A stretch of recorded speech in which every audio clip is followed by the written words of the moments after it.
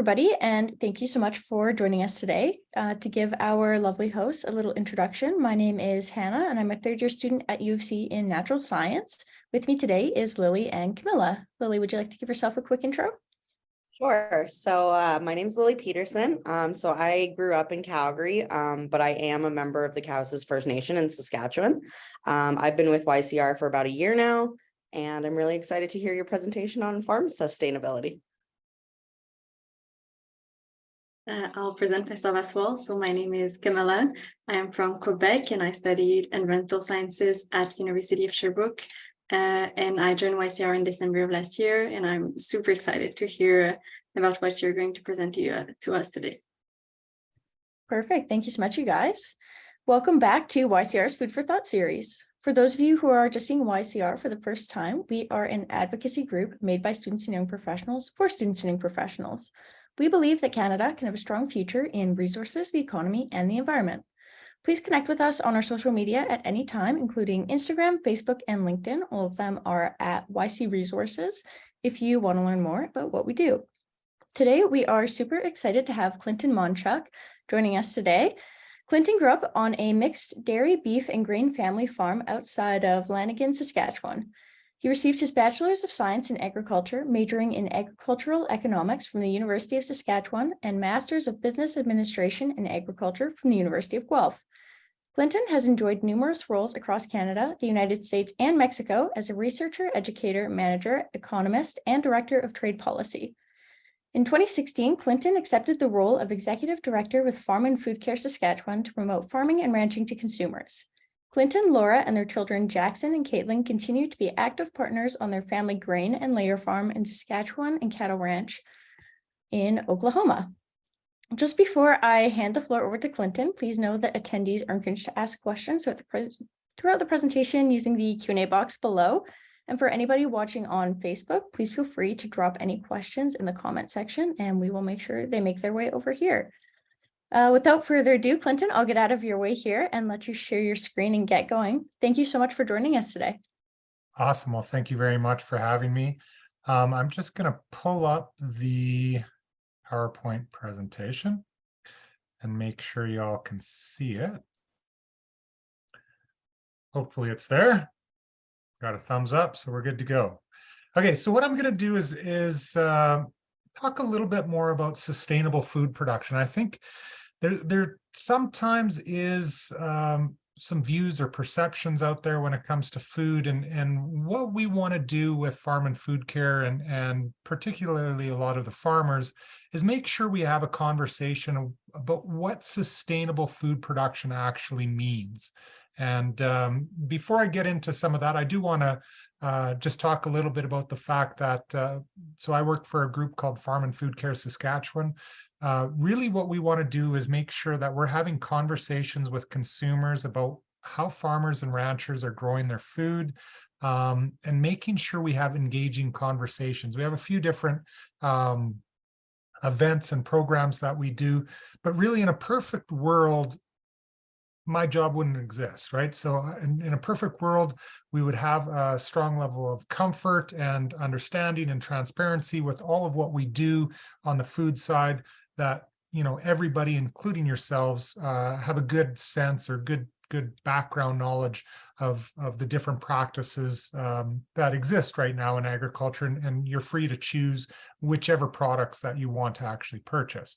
Until that time, I guess I still have a job, and I'll still be talking about this. So before we get into, you know, what sustainable food production is, I think it's good to kind of set the stage with a little bit of a history lesson.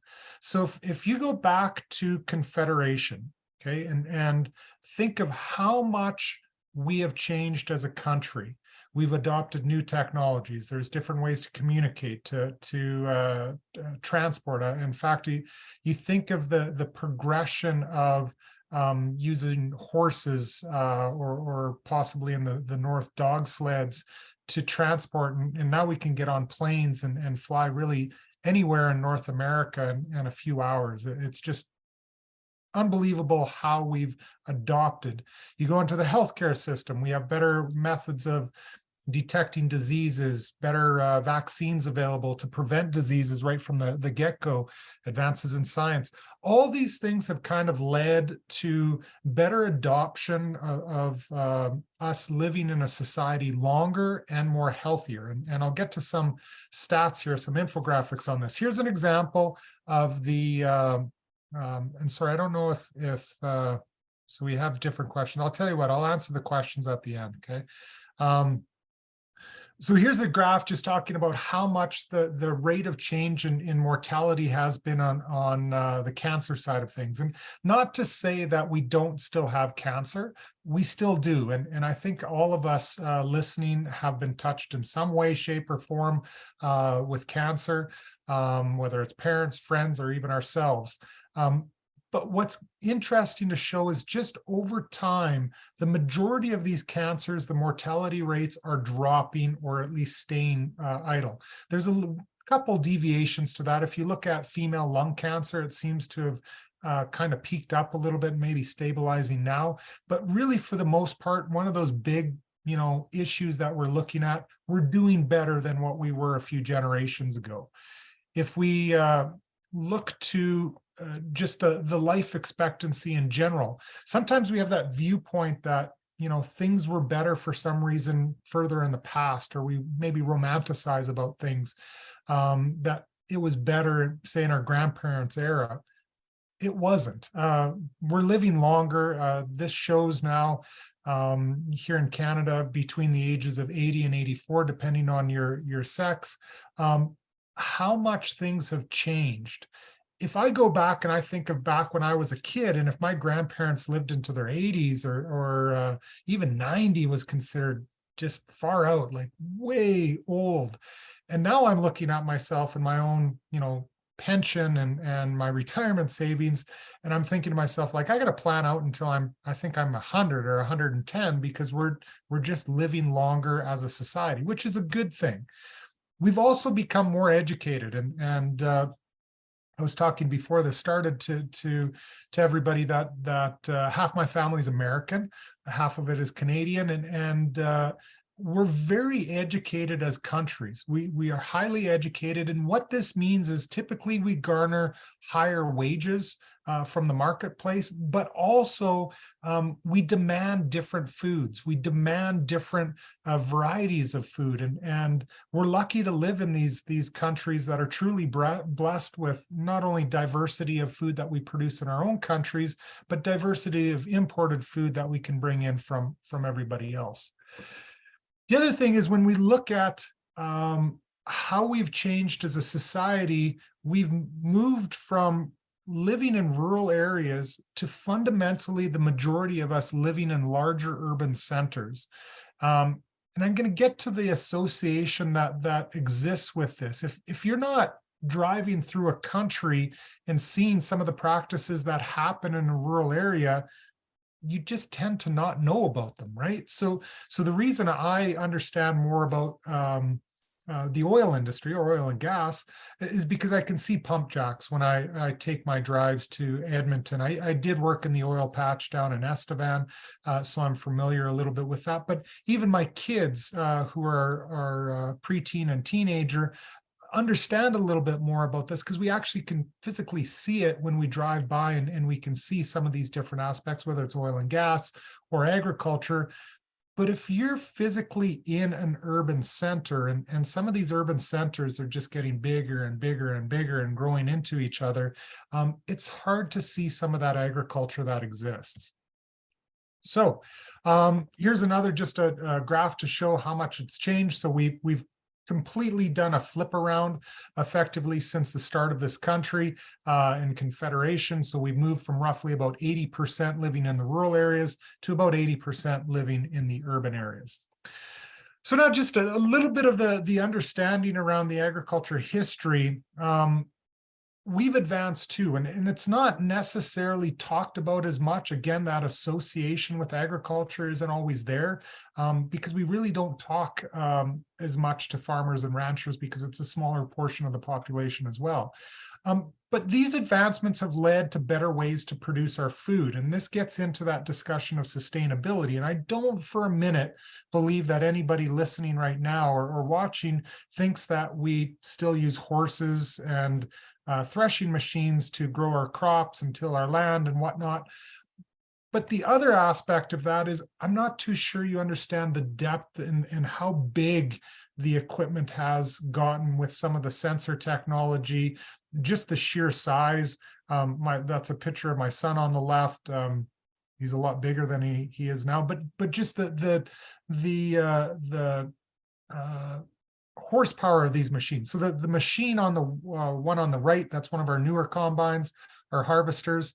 And it packs about 550 horsepower with the engine to just make sure that we can continually thresh that grain as it's coming in, and numerous different monitors and sensors to adapt to whether or not we need to speed up the threshing capability.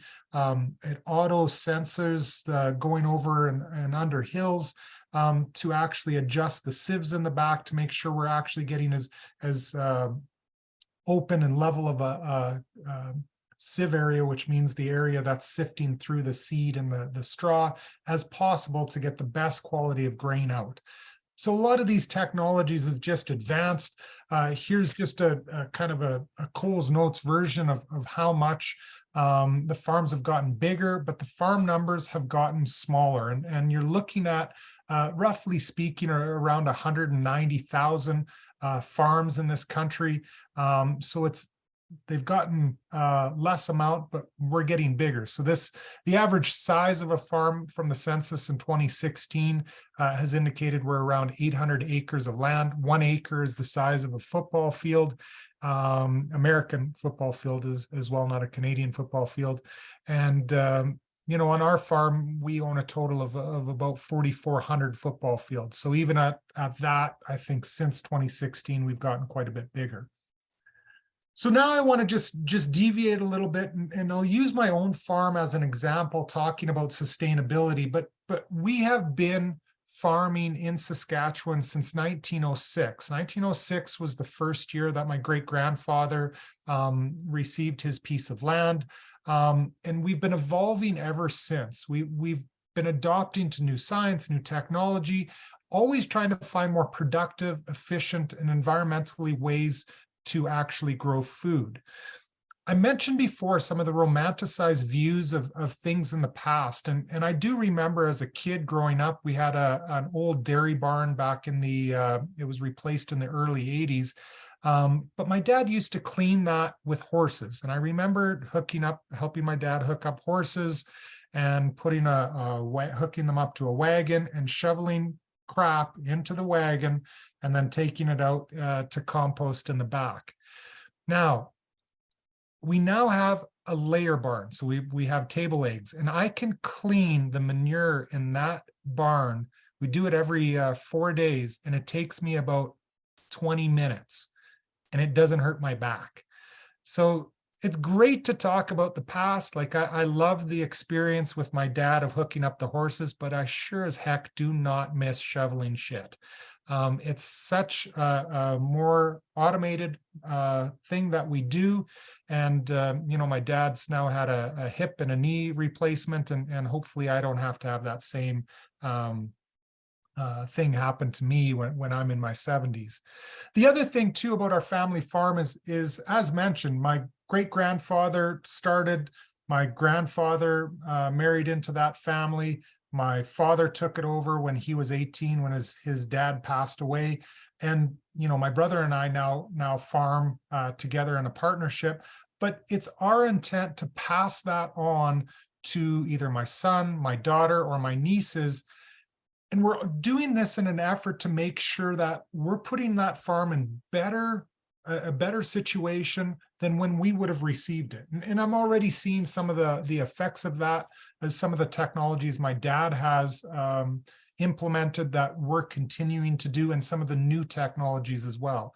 And really at the core of it, when I think of sustainability, that is the biggest thing, that if I can make sure that's a viable business option for my kids or my brother's daughters, that is where we want to go to make sure that it is at least a possibility. I know my son plays some more competitive baseball. He still thinks he's going to be in the MLB, but if that doesn't pan out, maybe he'll have an option to come back to the farm.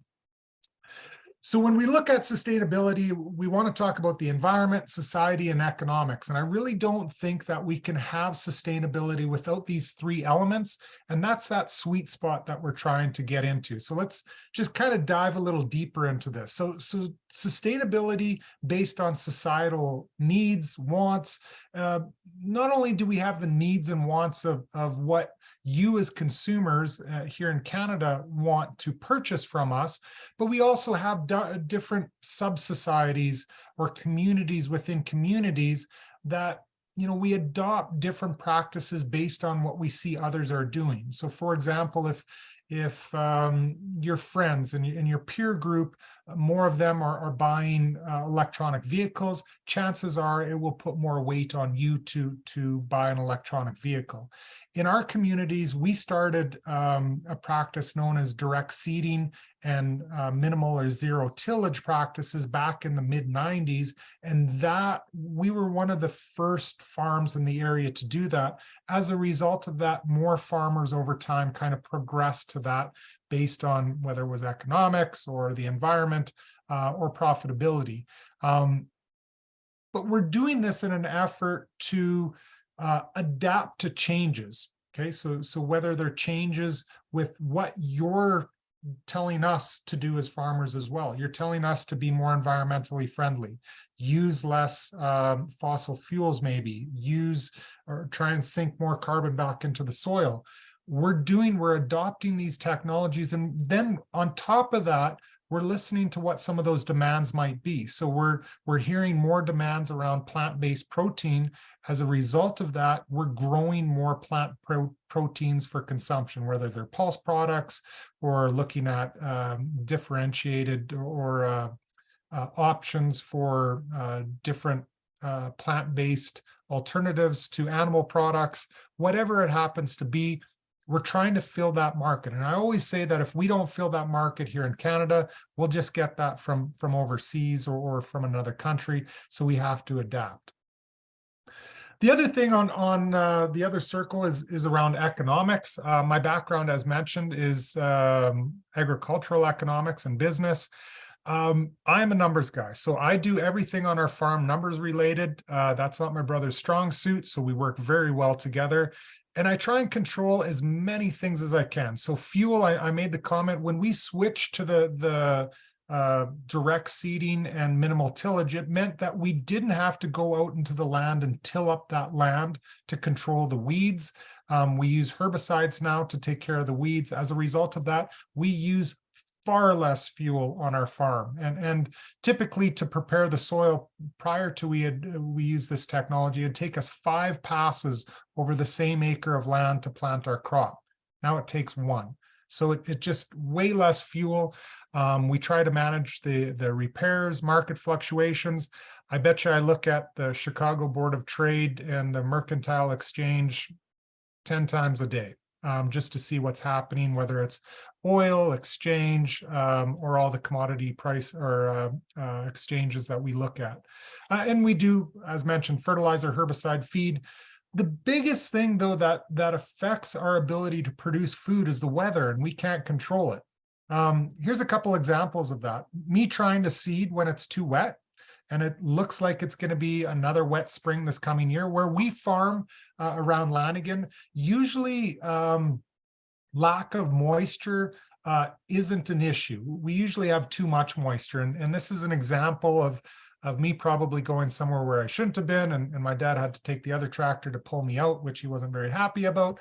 But something that occurs. So you're dealing with that wet spring. During the growing season, you have things like hail that'll come in. And here's a picture of a tornado that touched down about a mile from where I was. Absolutely ripped to heck all the bush that was over there, and missed my brother's house by about a half a mile. So it was lucky for him, he wasn't there either. But usually after a tornado comes through, though, it brings hail typically as well. So we had some hail damage as a result of that. Can't really control that. Here's an example. This is my windrower or swather where we cut the crop to let it sit in a row to dry out. What you're seeing on the edges of that is frost, and this would have been about mid-August. When you have frost, when the crop isn't mature, it goes from, say, Canadian #1 food grade product to a feed grade, or, we just don't want it. And that's what happened to the last field that I was trying to swath and cut down. I couldn't get to it fast enough. And as a result of that, we lost quite a bit of money around just the downfall of the grade. So typically what a lot of Canadians are concerned about is the environment. So I do want to spend a little bit more time on talking about the environment. I do want to mention too, there are a few different types of farming practices. It's generalized. There's always different subsections, as I mentioned before. There's organic, regenerative, conventional. I do want to make sure that we understand here that all have their pros and cons. So the way we do things on our farm is conventional. That doesn't necessarily mean that every farmer should be a conventional farmer. There's pros to being organic. There's pros to being regenerative. In fact, on our conventional farm, we use a lot of the techniques that are kind of organic or regenerative in nature as well. But we also use synthetic herbicides and fertilizers in an effort, and genetically modified crops and all the new technologies in an effort to be more productive. Now, if you're an organic farmer, you don't have the option to use those synthetic products, so you have to use organic products, and there's obviously pros and cons to that. The thing that I do want to mention, though, if the organic farmer wasn't here, as mentioned before, we just import that product from another country. So I'm glad that there are organic farmers here to actually make sure that that demand is being filled. So really, if you think about it, it is all about the dirt and the soil that we produce all this food in. And I read something the other day saying, the success of modern, well, even the world right now, is based on the top 6 inches of soil across the world. And if we don't take care of it, we're not going to be able to grow enough food to feed the world. So here's a couple different pictures that I have from my wife always says that I love taking pictures of earthworms and posting them on social media. I love it because earthworms are a good indication of the health of the soil. And we do everything possible to make sure that soil is of top-notch health, so it can actually produce the crops that we want. And the picture on the right is me just actually getting on my hands and knees and figuring out exactly where the seed was placed in the row to make sure it's optimal for growing. So talking about soil health, we've adopted a program, and this has been put forward by Fertilizer Canada, talking about the 4R nutrient stewardship program, making sure we're looking at the right source of fertilizer, the right time, the right place, and the right rate. So all these things come in. So if we're going to manage how we're using these fertilizers, we got to make sure that we're doing all these things in conjunction to make sure we get the best possible soil health, which then leads to the best possible crop. In order to do that, though, this is what we do. And if anybody out there actually has seen this before, good on you, but this is a soil test. So it's not willy-nilly that we do. So it's a lot of biology and chemistry that takes place in this. As mentioned before, I'm an economist, so I don't know any of this stuff. This is all Greek to me in terms of trying to measure this stuff. So we pay for the services of a soil scientist to figure it all out. And at the end of the day, he gives me, if you look kind of on the near the middle on the right, it says 90 pounds of nitrogen we need, 40 pounds of phosphate. We don't need any potassium, which is potash, and we need 24 pounds of sulfur. If there were other micronutrients, you can see all the micronutrients down below that, we would then add it to one of the passes that we do either with our sprayer or add it to the seed when we're actually treating it to put down into the soil. This to me is the holy grail of making sure that we do things right, because that soil scientist went out and plugged different areas of our field, and then it comes out based on, I'm going to grow canola. My yield expectation is 64 bushels an acre. I will put these nutrients into the soil to maximize my potential. If I didn't have this, it would be putting a blindfold on and throwing a dart at a dartboard. I may hit the bullseye, sometimes, but I may, hit my foot. So I don't want to screw up with this. We put a lot of money into our fertility program. And as a result of this, each field that we have has its own, almost like a prescription for what we would put on to make sure we're using that soil to the best efficiency as possible.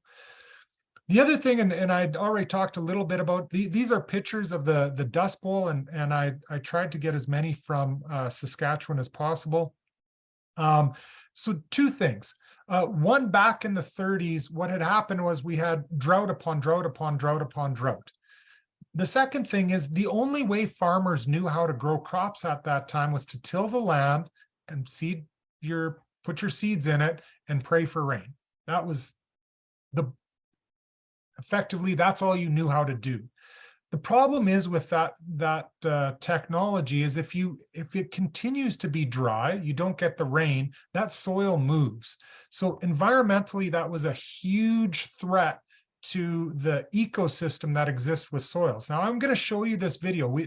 The planter, this is how we plant our crops in the back. So that big tool is what we call an air drill. And you can kind of see in the top right, there's the tank that holds all my fertilizer and my seed. And what I'm doing in this video is showing a new technology on varying the rates. So right off the bat, I'm not disturbing the soil very much. There's a really fine knife that goes into the soil, places the seed and fertilizer where it needs to be, based on hydraulic cylinders. But the new technology that we started adopting was to vary the rate on an acre by acre basis. So you saw that prescription for the field. Now we can go each football field within that field, I can vary the rate. So here, hopefully this comes through okay. One of the new things that we have on our seeding unit this year is variable rate technology. So we do have soil scientist, agronomist who helps us with our soil fertility. And one of the things we're trying this year on a piece of land is variable rate fertilizer and seed application. So here's what I mean by that. So this is the map, and you can see these right down here. These rates are changing. I'm going up a hill right now. What it's telling the planter to do, or this air drill, is increase the amount of seed and decrease the amount of fertilizer. And as I go down it, that area becomes a little bit darker in color. It tells it to apply a little bit less seed and a little bit more fertilizer. You can see it starting to go up. This is one of the ways that we can manage and be a part of the 4R nutrient program, making sure we're putting the right amount of fertilizer where it's needed for our field. We're going to try it out this year on this half section and see how it works going forward. Okay, so that's one of those technologies. The other one that I want to mention, it's all easier to do it with just a graphic like this. So this is one of the monitors that we have that shows how we automatically shut off sections of my drill. So where we farm, it's not 90 degrees, everything's perpendicular. We have trees, we have water, we have hills. As a result of that, when you can see this line that the GPS made, it's automatically shutting off those sections. Okay, so it's of no benefit for me to overlap and put double the amount of fertilizer and seed over a certain area. So it automatically shuts off to reduce that. Here on this sprayer, the technology is even more advanced. And by more advanced, we're going to play the video, or I'll play the video. But this is that red thing is the boom from the high clearance sprayer. And you'll see each individual nozzle turn on because it's a little bit of a pie shape. As mentioned, you can see here that, we have water, we have hills, and there's a pie shape, and you'll see how that each of the nozzles turn on. Just look at the end.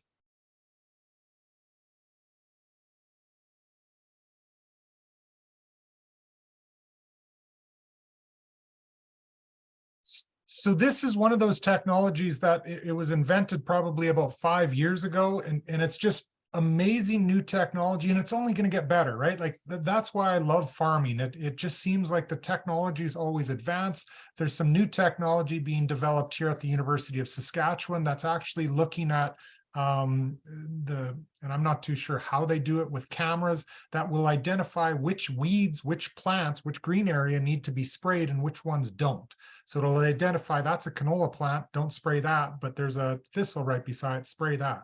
And I think that is going to fundamentally change the cost of spraying and, again, be more environmentally friendly. One thing that we don't talk about, and I wish this would be top priority, especially for the federal government right now, is talking about the net greenhouse gas emissions from agriculture. We hear a lot about how much we're emitting, which we do emit greenhouse gases, obviously through fertilizer or livestock or the burning of fossil fuels. It happens. One of the things we're not talking about is what we're doing in an effort to reduce our footprint by putting carbon back into the soil. And here's a great example of that. This is data from 2011 here at the University of Saskatchewan. The green areas indicate we're actually sinking more carbon than all of what we're emitting. The yellow areas, and then going all the way to, I guess that's blue, just indicate higher levels of emissions versus what's being sunk back into the soil. So you can see we're doing a pretty good job. And what I mean by pretty good job, I think we could always do better. In a perfect world, it would all be green, meaning we're sinking more than what we're emitting. But this story is not being talked about. And this, when you think of sustainability in the long run, we want to continue to do that. The more that I can have carbon go back into the soil and stay there, the better it's going to be for my kids, because not only is that carbon being stored there, I'm building up organic matter, right? And I'm making my soil healthier, and it's going to be better in the long run as well. The last things that I want to talk about is we're not any different than the vast majority of farms here in this country. So 98% of all Canadian farms are family owned. We have different structures, albeit ours is a partnership that's owned by two companies. One company is my brother's, one company is mine. The goal from the vast majority of our farms is to allow that next generation to take over. And really, when you have that in mind, and I'll show you a picture of just the deviation from our families, when you have that in mind, it does fundamentally change the actions you do. So if you look at the picture on the left, my dad's quite a bit shorter than me. I'm about 6'4", my dad's about 5'8". But he's kind of the little guy in the bunch with all his brothers. All his brothers were 6 feet plus. But it's interesting. He taught me a lot of farming, and I'm already starting to teach my daughter and my son some of the practices that we do on the farm. And it's great when you start having these conversations with others who are not in farming. Usually my daughter or my son will kind of speak up and say, no, this is what we do on our farm with our eggs or with our equipment. And it's great that it's already starting to have that discussion in the next generation. I do want to put a plug in there. We do have a podcast called Ask a Farmer. It's a two-way street. We have different questions that are asked through our feedback loop. And we talk about anything from food inflation to changes in technology. And it's just a great listen. Usually our programs are about 30 minutes in length, and they're available free of charge on any of your streaming devices. So with that, Hannah, I will stop sharing. Oop. Think I will anyways. Yes, I will. And open it up for a lot of questions. Perfect. Well, thank you so much. I have to say, like, I worked on a farm for a few years, and we developed sport horses, and my back still hurts from mucking out every day. So I do appreciate that for sure. Yeah. One day we'll change things, but today was not that day.